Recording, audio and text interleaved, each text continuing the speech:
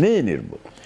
Tiroksin hücrenin içine girerek onun mitokondrisini gıcıklandırır ve maddeler mübadelesini nizama salır ve yanmanı sürətlendirir. Yanma sürətlərində mübadilə artdı, deməli mübadilə normaldırsa insan sağlamdır. Əgər mənim bədənimin hüceyrələri, bədənimin orqanlarını təşkil edən hüceyrələr sağlamdırsa, mübadiləsi normaldırsa, o xəstələnə bilərmi? O orqan, bədəndə immuniteti yaradan orqanlar var, ayrı qan sistemi var.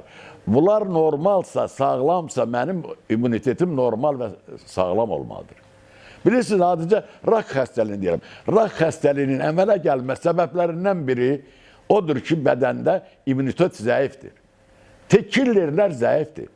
Yəni, bunlar zəif olduğu üçün, immunitet aşağı olduğu üçün rak xəstəliyi olurlar. Mən deyərdim ki, bax, bu yodun niyə görə mən bunu, bax, nə məqsədim güdürəm ki, mən bu yodu insanlara içirdim? İyonlaşmış yod ol. Bax, bu tiroksin əmələ gələndə çoxlu fermentativ ya kimyəvi proses gedir.